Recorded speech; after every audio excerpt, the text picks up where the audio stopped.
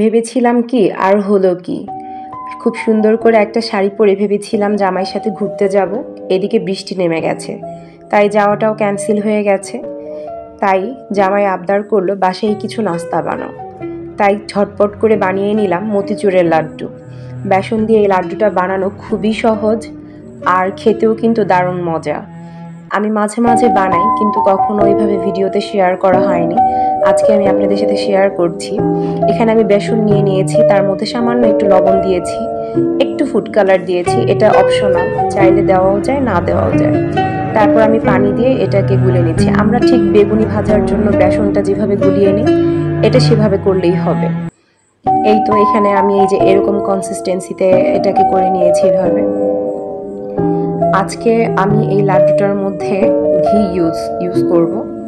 এখানে আমি তেল গরম করে নিয়েছি, তারপরে এরকম এবড়ো থেবড়ো করে বেসনগুলো আমি একটু ভেজে নিব। এটা যে খুব কড়া করে মচমচা করে ভাজতে হবে তা না, মোটামুটি ভাজা হয়ে গেলে এটা নামিয়ে নেওয়া যাবে। তারপর এগুলোকে আমি একটু হাত দিয়ে ছোট ছোট টুকরো করে নিচ্ছি। এটা গ্রাইন্ডার জারে দিয়ে আমি এটাকে ব্লেন্ড করব, যার কারণে একটু ছোট টুকরা করে নিলে এটা ভালো হয়। এই যে এখানে আমি এটাকে ব্লেন্ড করে নিয়েছি, এরকম ঝুরঝুরা হয়ে গেছে। আমি একবারে সবগুলো করা যায়নি, তাই আমি আরেকবারে নিয়ে নিচ্ছি। এই লাড্ডুটা দোকানে মানে কি পরিমাণ দামে যে বিক্রি করে, অথচ এটা বানানো এত সহজ, আর খরচও কিন্তু যে অনেক বেশি তা না।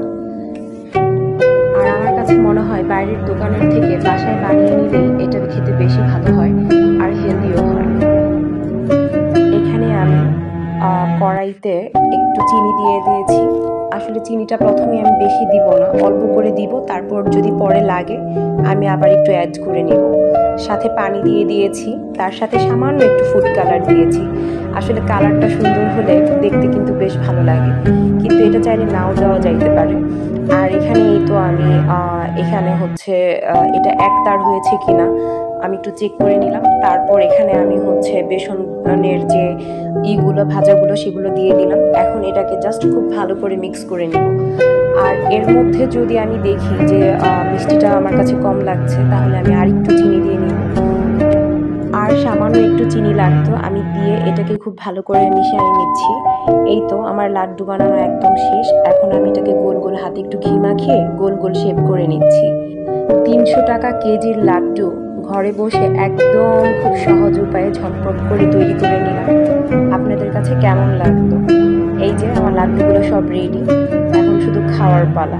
কেমন হয়েছে কমেন্ট বক্সে জানাবেন। ধন্যবাদ।